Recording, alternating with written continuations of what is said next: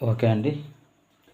So, మనం last క్లాస్‌లో అంతఃస్రావిక వ్యవస్థ గురించి చెప్పుకున్నాం. అంతఃస్రావిక వ్యవస్థలో మనకి గ్రంథులు పిట్యూటరీ గ్లాండ్, బ్రెయిన్‌కి హైపోథాలమస్ కాడుకు కింద పిట్యూటరీ గ్లాండ్ ఉంటుంది. ఇది బఠానీ గింజంత ఆకారంలో ఉంటుంది.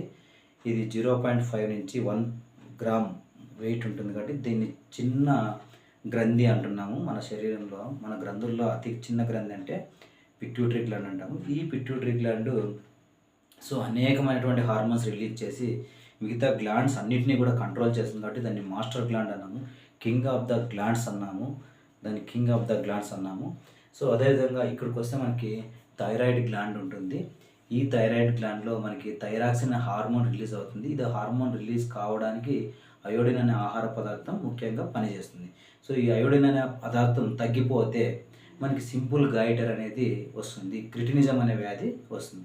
ఈ పక్కనే మనకి పారాథైరాయిడ్ అనే హార్మోన్ ఉంటుంది. ఇది కాల్షియంని, ఫాస్ఫరస్ని అంటే ఎముకల్లో బాగా శక్తిని, బలాన్ని ఇవ్వడానికి, పెరగడానికి బాగా ఉపయోగపడుతుందండి. నెక్స్ట్ మనం అలాగే కిందకు వస్తే ఊపిరితిత్తుల మధ్యలో మనకి బాలగ్రంథి అంటాము, అంటే చైల్డ్ గ్లాండ్ అంటాం దాన్ని. చిన్నప్పుడు మనకి అది ఉండి పనిచేస్తుంది, పెద్ద ఎత్తుది కనుమరుగైపోతుంది. సో నెక్స్ట్ అదేవిధంగా కిందకు వస్తే మనకి స్టమక్కి అటాచ్మెంట్ అయినటువంటి ప్యాంక్రియాస్ అనే గ్రంథి ఉంటుంది. సో ఈ ప్యాంక్రియాస్ అనే గ్రంథి మిక్స్డ్ గ్లాండ్. దీనికి నాళము, వినాళం రెండూ ఉంటాయి. దీనికి క్లోమ గ్రంథి. ఈ క్లోమ గ్రంథిలో మనకి హార్మోన్స్ వస్తాయి, ఎంజైమ్స్ వస్తాయి. ఓకేనండి. సో హార్మోన్స్ అంటే ఇన్సులిన్ వస్తుంది. నెక్స్ట్ చెప్పుకుంటాం ఇన్సులిన్ గురించి ఏం స్టోరీ అనేది. సో నెక్స్ట్ అలాగే మనకి మూత్రపిండాలపైన ఒక జత అధిరుక్క గ్రంథి ఉంటుంది. సో ఓకేనండి, అధిరుక్క గ్రంథి ఉంటుంది. నెక్స్ట్ మనకి స్త్రీ జీవుల్లో అయితే స్త్రీ బీజ కోశాలు ఉంటాయి, అవి గ్రంథులు. పురుష జీవుల్లో అయితే ముష్కాలు అనే గ్రంథులు ఉంటాయి. సో ఇవి ముఖ్యంగా మనకి గ్రంథులు. మరి ఇక్కడ మనం చూసినట్లయితే ఇది పీయూష గ్రంథి అనేది అనేకమైనటువంటి హార్మోన్స్ రిలీజ్ చేయండి. ఏమేమి హార్మోన్స్ రిలీజ్ చేయాలంటే గ్రోత్ హార్మోన్.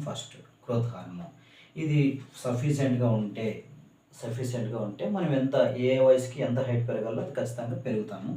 దీన్ని సొమటోట్రోఫిక్ హార్మోన్ అంటాం. గ్రోత్ హార్మోనే సొమటోట్రోఫిక్ హార్మోన్ అంటాము. మరి ఇది తక్కువగా వస్తే మరుగుజ్జుతనం అనేది వస్తుంది, ఎక్కువగా వస్తే దీర్ఘకాయత్వం అనే డిసీజెస్ వస్తుంది. ఓకే, నెక్స్ట్ మనకు వచ్చేది ఏంటంటే దీన్ని స్టిమ్యులేషన్ చేయాలన్నమాట. ఇది థైరాయిడ్ స్టిమ్యులేటింగ్ హార్మోన్, అవుటు గ్రంథిని ఇది ఉత్తేజితం చేస్తుంది. నెక్స్ట్ హార్మోన్ వచ్చేసి మనకి గొనడోట్రోఫిక్ హార్మోన్. గైనకాలజిస్టులు గొనడోట్రోఫిక్ హార్మోన్ అంటే ఇక్కడికి వచ్చేసరికి ఈ గొనడోట్రోఫిక్ హార్మోన్కి ఇంకో పేరు అంటే ఫిలికిల్ స్టిమ్యులేటింగ్ హార్మోన్. ఫిలికిల్ అంటే స్త్రీ జీవికి, పురుష జీవికి సంబంధించినటువంటి సెక్సువల్ క్యారెక్టర్కి సంబంధించిన మీనింగ్ అనమాట. ఇది స్త్రీ జీవికి ముష్కాల్ని డెవలప్మెంట్ చేయడంలో ఈ హార్మోన్ యూజ్ అవుతుంది. Next adrenocorticotrophic hormone. ఇది అడ్రినల్ గ్లాండ్ ఉత్తేజనం చేయడానికి ఈ హార్మోన్ రిలీజ్ అవుతుంది. ఎక్కడి నుంచి? పీయూష గ్రంథి నుంచి రిలీజ్ అవుతుంది. సో నెక్స్ట్ లుటెనైజింగ్ హార్మోన్ అనేది రిలీజ్ అవుతుంది. అది కూడా స్త్రీ జీవులపైనే చూపిస్తుంది. స్త్రీ జీవుల అండాలు ఉత్పత్తి కావడానికి, పురుష జీవుల ముష్కాలు డెవలప్ కావడానికి ఈ లుటెనైజింగ్ హార్మోన్ యూజ్ అవుతూ ఉంటుంది. నెక్స్ట్ ఫిలికిల్ స్టిమ్యులేటింగ్ హార్మోన్ అనేది ఒకటి ఉంది. ఫిలికిల్ స్టిమ్యులేటింగ్ హార్మోన్ అనేది మనకి పాలు ఉత్పత్తిలో పాల్గొంటుంది అనమాట. స్త్రీ జీవుల్లోని స్థాన గ్రంథులు డెవలప్మెంట్ కావడానికి, అదేవిధంగా పాలు ఉత్పత్తి కావడానికి, అంటే ఇప్పుడు ఆఫ్టర్ డెలివరీ ప్రసవించిన తర్వాత స్త్రీ జీవుల్లో పాలు ఉత్పత్తి కావడానికి ఉపయోగపడే హార్మోన్ ఏదంటే పెలికిల్ స్టిమ్యులేటింగ్ హార్మోన్. ఈ హార్మోన్ ఏ గ్రంథి నుంచి వచ్చిందంటే పీయూష గ్రంథి నుంచి వచ్చింది. సో అంతేకాకుండా ఈ పీయూష గ్రంథి మనకి ఇంకా ఇక్కడ మీకు బోర్డు కనిపిస్తుంది అనుకుంటాను, చూద్దాం ఒకసారి. సో ఇంకా మనకంటే టెక్స్ట్ బుక్లో మనం చెప్పుకోవాలంటే ఎక్సెస్ మ్యాటర్ చెప్పుకోవాలంటే మనం కనిపిస్తుందండి. మనం ఎక్సెస్ మ్యాటర్ చెప్పుకోవాలంటే వాసోప్రెసిన్ అని మనం మూత్రపిండాల్లో చెప్పేటప్పుడు మన యూరిన్కి పసుపు రంగు రావడానికి హార్మోన్స్ ఉంటాయని చెప్పింటాం మనం. ఓకే, సో ఇక్కడ వాసోప్రెసిన్ హార్మోన్ వస్తుంది మనకి.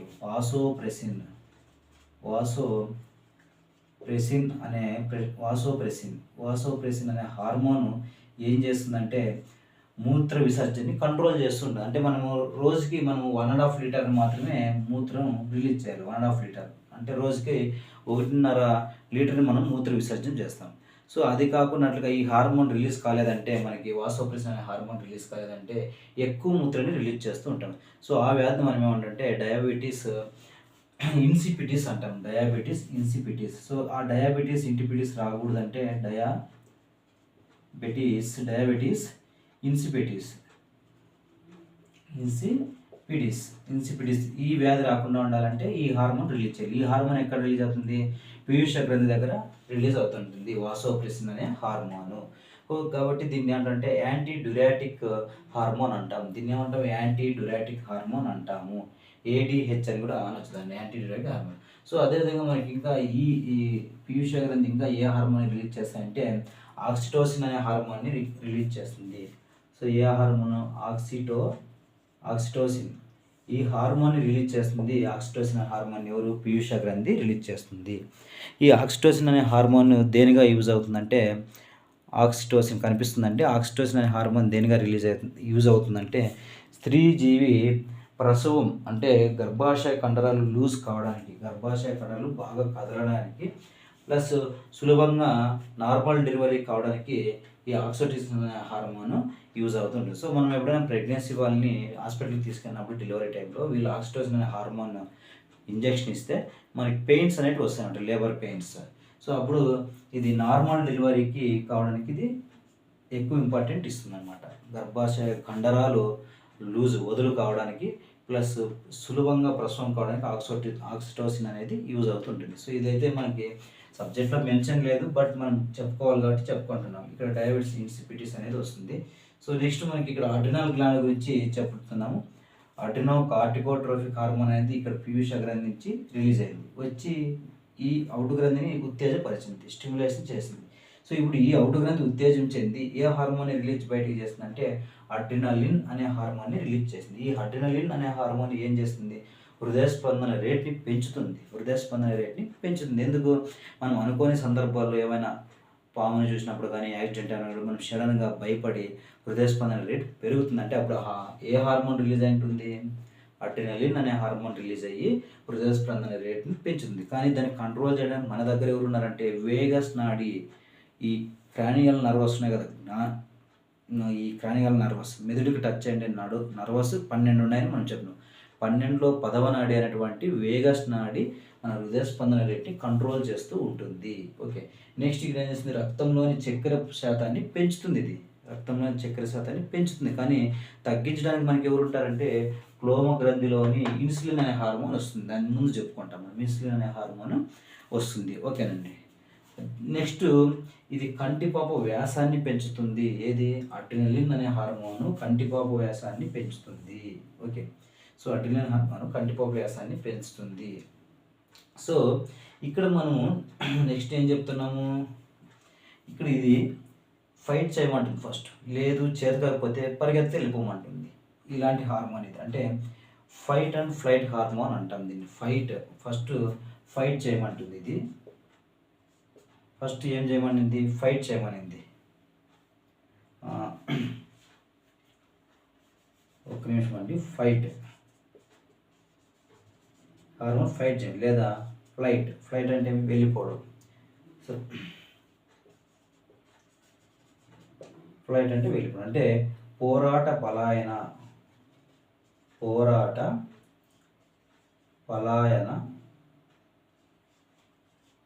హార్మోన్. పోరాట పలాయన హార్మోన్ అంటాం దీన్ని. Very very important. పోరాట పలాయన హార్మోన్ అని అంటుంటాం. ఏదాన్ని? అడ్రినలిన్ హార్మోన్ని చెప్పుకుంటాం. సో ఇదండి మనకు సంబంధించిన హార్మోన్స్ యొక్క స్టోరీ. ఇదంతా కూడా మనకి సో నియంత్రణ సమయం అంతఃస్రావిక వ్యవస్థలో హార్మోన్స్ యొక్క ఇంపార్టెంట్. ఇంతకంటే డెప్త్ పోతే మనం స్కూల్ ఆఫ్ స్టేట్ వరకు అయితే డెప్త్గా చెప్పుకుంటూ పోవచ్చు, బట్ మనకి ఎస్జిటీలకి ఇంతకంటే డెప్త్ అవసరం లేదు. ఓకేనండి. నెక్స్ట్ మనం ఇన్సులిన్ చూసినట్లయితే, సో క్లోమ గ్రంథిలో ఇన్సులిన్ వస్తుంది హార్మోన్. క్లోమ గ్రంథిలో ఇన్సులిన్ అనే హార్మోన్ వస్తుంది. సో ఫస్ట్ ఈ క్లోమ గ్రంథి పైన ప్రయోగాలు చేసిన వ్యక్తిని మనం చెప్పుకోవాలండి. ఆయన వచ్చేసి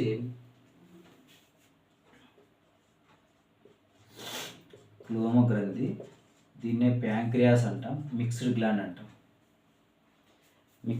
అంటాం. బోర్డు కనిపిస్తుంది అనుకుంటాను. సో ఓకే అండి. గ్రంథి ప్యాంక్రియాస్ అంటాం ఇంగ్లీష్లో, దీన్ని ఏమంటాము ప్యాంక్రియాస్ అంటాము, మిక్స్డ్ గ్రంథి అంటాము. సో మిక్స్డ్ అంటే ఎందుకంటే ఇక్కడ చూడండి, ఇది మన స్టమక్ ఆంత్రమూలం, ఇది ఆంత్రమూలము, ఇక్కడ మనకి క్లోమ గ్రంథి ఉంటుంది. సో ఇప్పుడు మనం ఫుడ్ తిన్నప్పుడు జీర్ణం చేయడానికి ఇది 3 ఎంజైమ్స్ ఇస్తుంది. ఎంజైమ్స్ కూడా రిలీజ్ చేస్తుంది ఇది. అదేవిధంగా హార్మోన్స్ కూడా రిలీజ్ చేస్తుంది. సో రెండింటిని, అంటే దీనికి నాళం ఉంది, పైప్ సిస్టమ్ ఉంది, మరి డైరెక్ట్ బ్లడ్లో కూడా కొన్ని హార్మోన్స్ రిలీజ్ చేస్తుంది. కాబట్టి దీన్ని మిక్స్డ్ గ్లాండ్ అంటే మిశ్రమ గ్రంథి అంటాం. క్లోమ గ్రంథిని మిశ్రమ గ్రంథి అన్నాం. సో ఇప్పుడు దీనిపైన మనకి ఒక ఎవరంటే సైంటిస్టు జర్మనీ దేశానికి చెందినటువంటి జర్మనీ దేశంలో ఉన్నటువంటి ఒక యూనివర్సిటీ ఉంటుంది, ఫ్రీబర్గ్ అనే యూనివర్సిటీ విశ్వవిద్యాలయం. ఫ్రీబర్గ్ అనే విశ్వవిద్యాలయంలో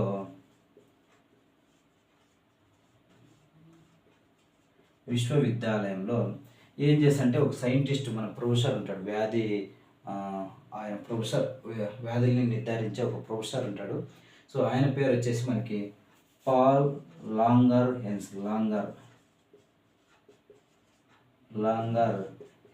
పాల్ లాంగర్ హెన్స్ అనే అతను మనకి 1868లో ప్రయోగాలు చేసి ఇక్కడ దీంట్లో ఏమి కనిపెడతారంటే చిన్న చిన్న పుట్టుకలు, అంటే దీవులు, అంటే ఇట్లా వచ్చింటాయి ఇట్లా.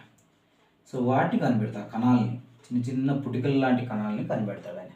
సో ఆయన కనిపెట్టడం వల్ల ఆయన పేరు మీదుగా లాంగర్ హ్యాన్స్ పుటికలు అంటాం వాటిని. లాంగర్ హ్యాన్స్, సో ఏమంటాం అంటే లాంగర్ హ్యాన్స్ పుటికలు అంటాం మనం.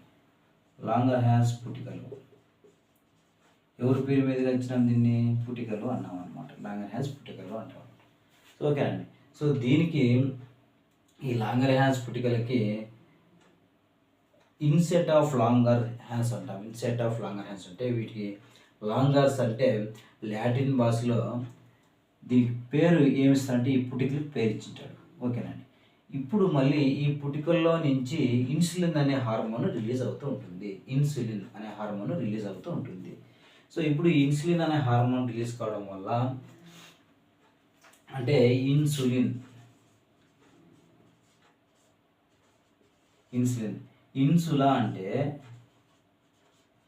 ఇన్సులా అంటే లాటిన్ భాషలో దీవి అనే అర్థం. ఇన్సులా అంటే లాటిన్ భాషలో దీవి అనే అర్థం. ఓకేనండి. సో ఇప్పుడు ఇన్సులిన్ అనేది ఏ ఇయర్లో మనకి మెన్షన్ చేసినాడంటే 1912లో దీనికి పేరు ఇచ్చినాడు. ఇన్సులిన్ అనేది 1912లో పేరు ఇచ్చినాడు. ఓకే, 1912లో పేరు ఇచ్చినాడు. ఓకేనండి. 1912లో పేరు ఇస్తే ఇక్కడ 1912లో పేరు ఇచ్చినారు. ఇన్సులిన్ అనేది స్రావకాన్ని, ఏది క్లోమ గ్రంథి నుంచి వచ్చే స్రావకానికి ఇన్సులిన్ అనే పేరు ఎప్పుడు 1912లో ఇస్తారు. సో దీన్ని ఇన్సులిన్ అన్నారు. ఇన్సులా అంటే లాటిన్ భాషలో దీవి అని అర్థము. ఇది ఫస్ట్ కనిపెట్టిందంటే పాల్ లాంగర్ హెన్స్. ఆయన పేరు ఎప్పుడు 1868. ఆయన పేరు మీదుగా లాంగర్ హెన్స్ పుటికలు అంటాము. వాటి నుంచి వచ్చిన హార్మోన్ ఇన్సులిన్ అన్నాము. ఇన్సులిన్ ఎప్పుడు 1912లో పేరు ఇచ్చినారు. ఇన్సులిన్ అంటే లాటిన్ భాషలో దీవి అని అర్థము. మరి ఈ ఇన్సులిన్ పైన ఇంకా ఎవరైనా బాగా సైంటిస్టులు ఉన్నారంటే ఉన్నారు. దీనిపైన ఇంకా ప్రయోగాలు చేసినారనమాట. ఎవరెవరు చేసినారంటే మనకి టొరంటో అనే అతను ప్రయోగం చేస్తాడు. టొరెంటో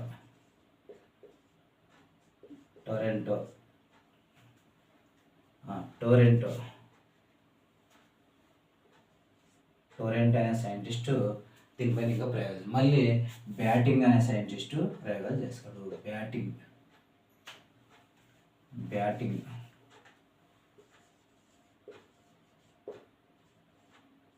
బ్యాటింగ్ అనే సైంటిస్టు ప్రయోగాలు చేస్తారు.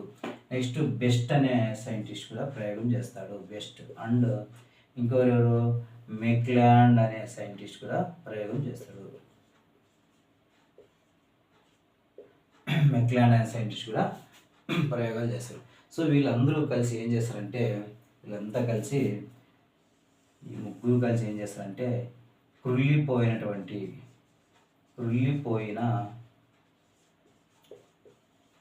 జంతువుల క్లోమం నుండి ఇన్సులిన్ని సపరేట్ చేస్తారు. ఇన్సులిన్ని సేకరిస్తారు. ఇన్సులిన్ని సేకరిస్తారు లేకుంటే సపరేట్ చేస్తారు. ఓకేనండి. సో ఇన్సులిన్ని సపరేట్ చేస్తారు.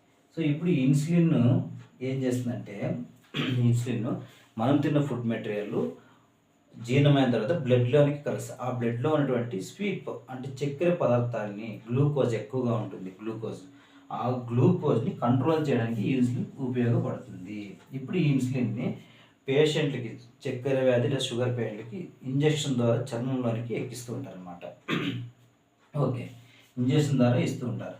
సో ఇన్సులిన్ ఫస్ట్ మనం సపరేట్ చేయండి వాళ్ళు ఎవరంటే Toronto, Banting, next Best and Macleod ఈ సైంటిస్టులు ఉంటారు. సో ఈ చక్కెర వ్యాధి మనం ఏమంటే డయాబెటీస్ మిల్లిటస్ అంటాం. డయాబెటీస్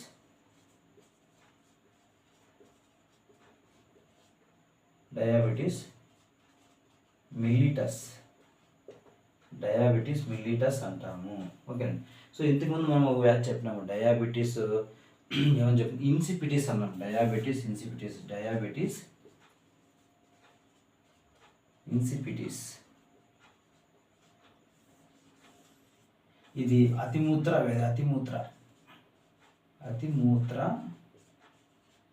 వ్యాధి.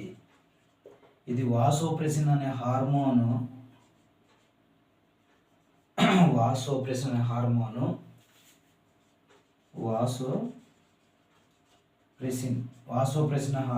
రిలీజ్ కాకపోవడం వల్ల, ఎక్కడి నుంచి, పీయూష గ్రంథి నుంచి వాసోప్రెసిన్ రిలీజ్ కాకపోతే అక్కడ మనం వస్తుంది అతిమూత్ర వ్యాధి వస్తుంది, ఇన్సిపిటిస్ అనే వ్యాధి వస్తుంది. ఇక్కడ ఇన్సులిన్ అనే హార్మోన్ రిలీజ్ కాకుండా పోతే చక్కెర వ్యాధి వస్తుంది, డయాబెటీస్ మిల్లిటస్ అనే వ్యాధి. ఓకే, రెండింటికి మీకు డిఫరెన్స్ అనేది అర్థమైంది అనుకుంటాను. డయాబెటీస్ మిల్లిటస్, డయాబెటీస్ ఇన్సిపిటిస్, అతిమూత్ర వ్యాధి వేరే, షుగర్ పేషెంట్ చక్కెర వ్యాధి వేరే. సో ఇది ఇన్సులిన్ యొక్క హిస్టరీ. ఫస్ట్ మనకి క్లోమగ్రంథి నుంచి ఇన్సులిన్ వస్తుంది. జర్మనీ దేశంలో ఫ్రీబర్గ్ అనే విశ్వవిద్యాలయంలో సైంటిస్ట్ పాల్ లాంగర్ హ్యాన్స్, ఈయన 1868లో కనిపెడతాడు ఇన్సులిన్ అనేది ఎక్కడి నుంచి వస్తుందని ఐడెంటిఫై చేస్తే, అందుకోసం ఆయన పేరు మీదుగా లాంగర్ హ్యాన్స్ పుటికలు అంటాం. అవి ఎక్కడుంటాయి? ప్యాంక్రియాస్లో ఉంటాయి, క్లోమగ్రంథిలో ఉంటాయి. లాంగర్ హ్యాన్స్ పుటికలు క్లోమగ్రంథిలో ఉంటాయి. సో మరి ఈ లాంగర్ హ్యాన్స్ పుటికల నుంచి స్రవించిన హార్మోన్కి ఏమని పేరు పెడతారు? ఇన్సులిన్ అనే పేరు ఇస్తారు. ఆ ఇన్సులిన్ అనే పేరు ఇచ్చిన వ్యక్తులు అంటే టొరంటో, బ్యాటింగ్ అనే వాళ్ళు సైంటిస్టులు ఇస్తారు. సో ఈ ఇన్సులిన్కి ఎప్పుడు నామకరణం చేసినంటే 1912లో చేసినారు. మరి ఇన్సులా అంటే లాటిన్ భాషలో ఏమి? దీవి అని అర్థము. సో ఇక్కడ క్వశ్చన్ వస్తుంది కాబట్టి మనము ప్రత్యేకంగా చెప్తున్నాము. నెక్స్ట్ దీనిపైన కృత్రిమంగా ఇన్సులిన్ తయారు చేయింది అంటే కుళ్ళిపోయిన జంతువుల క్లోమం నుండి ఇన్సులిన్ని సపరేట్గా తీసుకొని ఆ ఇన్సులిన్ని రెడీ చేసింది ఎవరంటే టొరంటో, బ్యాటింగ్, బెస్ట్ అండ్ మెక్లాండ్. తయారు చేస్తారు. సో ఇన్సులిన్ని షుగర్ పేషెంట్లకి చర్మం ద్వారా ఎక్కిస్తారు అనమాట. సో దీన్నే డయాబెటీస్ మిల్లిటస్ అంటాం. చక్కెర వ్యాధిని ఏమంటాం అంటే డయాబెటీస్ మిల్లిటస్. ఇన్సిపిటిస్ అంటే డయాబెటీస్ ఇన్సిపిటిస్, అతిమూత్ర వ్యాధి. ఇది వాసోప్రెసిన్ యొక్క హార్మోన్ లోపం వల్ల వచ్చేది అతిమూత్ర వ్యాధి. ఓకే, మనం రోజుకి ఎంత మూత్రం విసర్జించాలంటే 1.5 లీటర్ని విసర్జించాలని చెప్పింటామండి.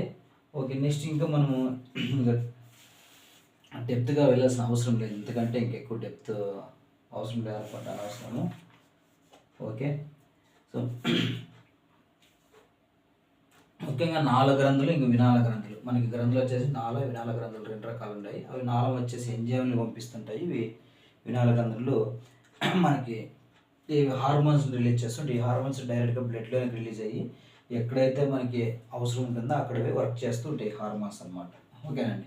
సో ఇది మనకి నియంత్రణ సమన్వయం అని. సో నియంత్రణ సమన్వయం అనేది 10th క్లాస్లో ఇంపార్టెంట్ టాపిక్. Coordination process. మనకి అనేక అవయవాల మధ్య సమన్వయం ఉండాలి. సో అలాంటివి 2 రకాలు ఉంటాయి. నాడీ వ్యవస్థ ఒకటి, అంతఃస్రావిక వ్యవస్థ ఒకటి. నాడీ వ్యవస్థ అనేది మన బాడీ బయటను లోపల రెండిటికి సమన్వయంగా ఉంటుంది. అంటే మనం జ్ఞాననాడుల ద్వారా ఏమైతే చూస్తామో దాన్ని తీసుకొని పోయి మైండ్కి ఇచ్చి అక్కడ ఇన్ఫర్మేషన్ అనాలిసిస్ చేసి ఆన్సర్ని మనం బయటికి చెప్తాం. అంటే చాలక నాడులు మనకి తీసుకొని వస్తాయి. అక్కడ జ్ఞాననాడులు, చాలక నాడులు, మిశ్రమ నాడులు ఉన్నాయి.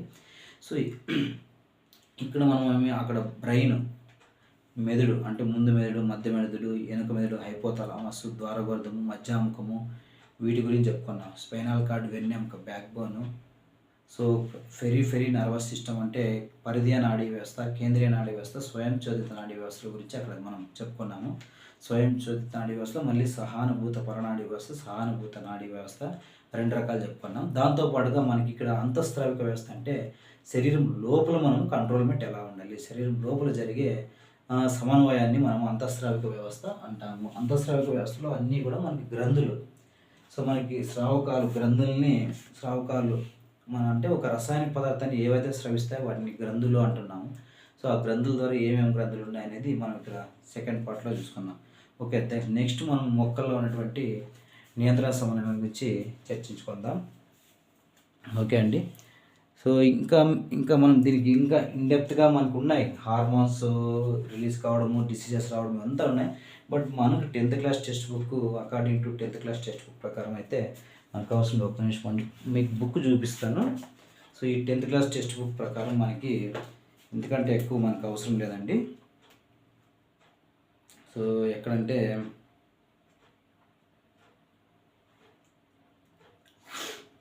పేజ్ నంబర్ 114 116లో ఇక్కడ చార్ట్ ఇచ్చాడండి. ఒకసారి మీరు గమనిస్తే ఈ చార్ట్లో నీట్గా ఇచ్చినాడు. సో వెరీ సింపుల్గా ఇచ్చినాడు అనమాట. అంత పెద్ద స్టోరీ అయితే మనకి ఇవ్వలేదు. ఈ చార్ట్ చూడండి. ఇక్కడ ఏమేమి ఇచ్చినాడు, పీయూష గ్రంథి యొక్క హార్మోన్స్ ఏవేవి, సోమటోట్రోఫిన్ హార్మోన్, దాన్ని గ్రోత్ హార్మోన్ అంటాము. అక్కడ మీరు మెన్షన్ చేసుకోవాలి. పెరుగుదల హార్మోన్, సోమటోట్రోఫిన్కి ఇంకో పేరు పెరుగుదల హార్మోన్ అన్నాము. నెక్స్ట్ అది ఎముకలు పెరుగుదల చూపిస్తుంది. థైరోట్రోఫిన్ హార్మోన్, థైరాయిడ్ గ్రంథి పైన పనిచేస్తుంది. గొనిడోట్రోఫిక్ హార్మోను ముష్కాలు మరియు స్త్రీబీజ కోశాలపైన పనిచేస్తుంది. అడ్రినోకోర్టికోట్రోఫిక్ హార్మోను అడ్రినోకార్టిక్స్ను ఉత్తేజపరుస్తుంది. లుటినైజింగ్ హార్మోను పురుషులలో టెస్టోస్టెరాన్ స్రవించడానికి, స్త్రీలలో అండోస్తర్గము, కర్పస్ లుటియం అభివృద్ధి చెందడానికి. ఈ కర్పస్ లుటియం అనేది మనకి ఆక్సిటోసిన్ అనే హార్మోన్ ఇస్తుంది. ఓకేనండి. ఈ కర్పస్ లుటియం అనేది స్త్రీ జీవుల్లో ఉండి ఆక్సిటోసిన్ అనే హార్మోన్ని ఇస్తూ ఉంటుంది. నెక్స్ట్ ఈస్ట్రోజన్ స్రవించుట. సో ఈస్ట్రోజన్ స్రవించుట ఒకసారి చూడండి. సో నెక్స్ట్ ఇక్కడ కింద ఏముందంటే ఫెలికల్ స్టిమ్యులేటింగ్ హార్మోన్ ఉంటుంది. స్త్రీలలో గ్రాఫియన్ పుటికలు అభివృద్ధి, అంటే మనకి అండాలు రిలీజ్ కావడానికి గ్రాఫియన్ పుటికలు అభివృద్ధి.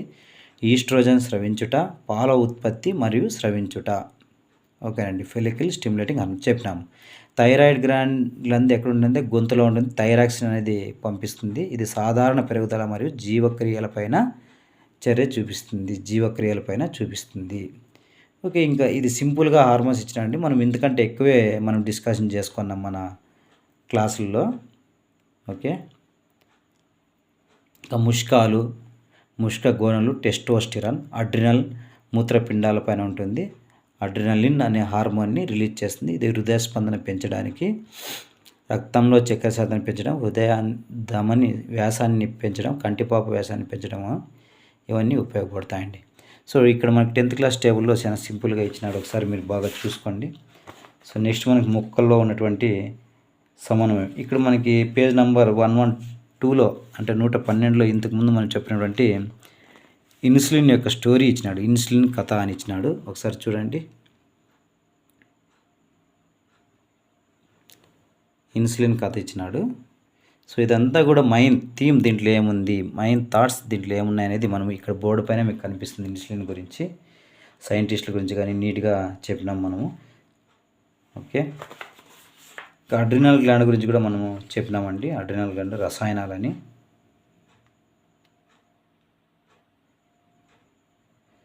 స్టెర్లింగ్ అనే గ్రంథుల్ని వినాల గ్రంథులని ఒక అతను అన్నాడు.